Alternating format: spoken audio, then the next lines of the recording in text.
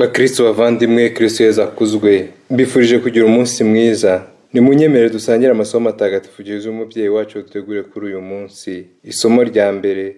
Isomo ryo mu gitabo cy'ibyakozwe n'intumwa. Umunsi umwe turi kumwe na Pawulo, dufatira ubwato i Torowadi, twambuka tugana kuri Samotirasi, bukeye turakomeza n'i Neyapoli. Tuhavuye tujya i Filipi, ariko uwo mujyi mukuru wa Masedoniya wari utuwe n'Abanyaroma benshi. Muri uwo mujyi rero tuhamara iminsi. Ku munsi w'isabato dusohoka mu mujyi tugana iruhande rw'umugezi, ahantu twibwiraga ko bagomba kuba bahasengera. Nuko turicara dutangira kuganira n'abagore bari bahakoraniye. Umwe muri bo witwaga Lidiya, ukomoka mu mujyi wa Tiyatira, akaba n'umucuruzikazi w'imyenda y'imihemba, yari asanzwe asenga Imana. Nuko atega amatwi, kuko Nyagasani yari yamuhaye umutima wo kwita ku byo Pawulo yavugaga, ngo amare kubatizwa kimwe n'abo mu rugo rwe bose. Aratwinginga ati, niba mubona ko nemera Nyagasani, nimuze mucumbike iwanjye. Niko kuduhatira kubyemera. Iryo ni ijambo ry'Imana. Zaburi. Uhoraho ashimishwa n'umuryango we. Nimuririmbire Uhoraho indirimbo nshya, nimumusingirize mu ikoraniro ry'abayoboke be.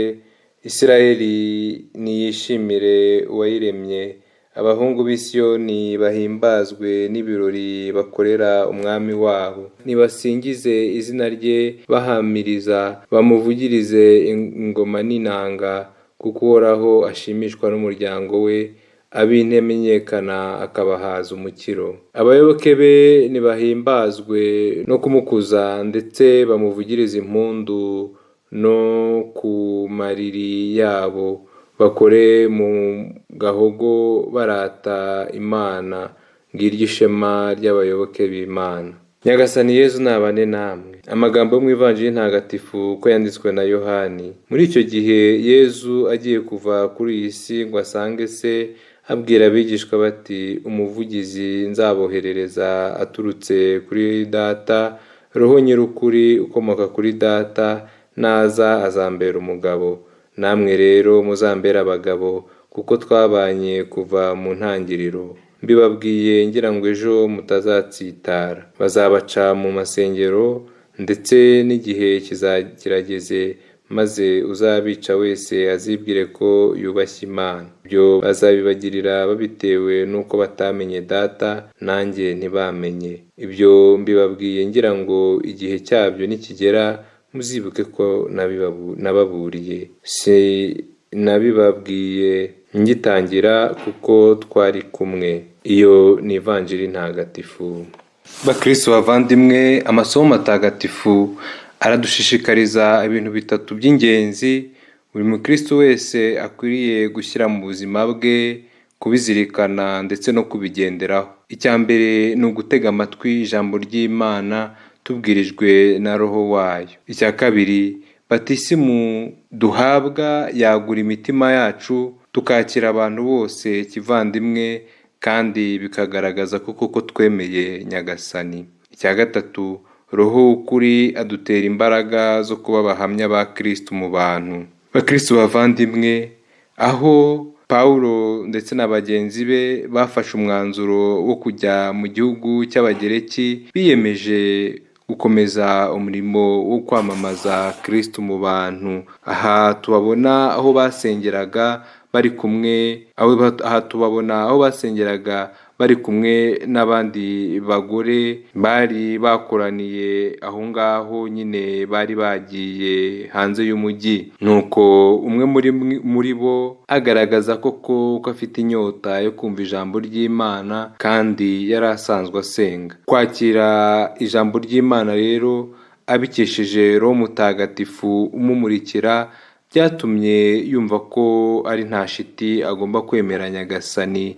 Bityo kwakira batisimu bituma arushaho kwigiramo urukundo rwa kivandimwe rwakira abantu, kandi bigaragaza ubugwaneza ndetse no kwakira abashyitsi mu buzima bwe. Ni ikimenyetso cy'umukristu kwakira abatugana, ariko cyane cyane kwakira abatwigisha ijambo ry'Imana cyangwa se badufasha kurushaho gukomera mu kwemera. Roho Mutagatifu rero twahawe ni roho w'ukuri udutera imbaraga zo kuba abahamya ba Kristo. Ubuzima bwacu bukwiye kurangwa n'umurava wo kwamamaza Kristo tudashidikanya, kuko turi kumwe na roho nyir'ukuri ukomoka kuri Data. Uwo Roho Mutagatifu niwe udutera imbaraga, ibyo bikaturinda gusitara, bikadukomeza mu gihe cy'ibibazo n'ibigeragezo, bikadufasha kurushaho kumva ko turi kumwe na Kristo kandi turi abana b'Imana. Gutotezwa kubera izina rya Kristo, Yezu Kristo abibonamo impamvu ndetse n'uburyo bwo kumubera abagabo, guhamya ibye ndetse no kudacibwa intege n'urwango rw'abantu. Yezu Kristo rero aratuburira kandi akaduhamagarira kunga ubumwe nawe kugira ngo ubuzima bwacu burusheho koko kuba ubuhamya.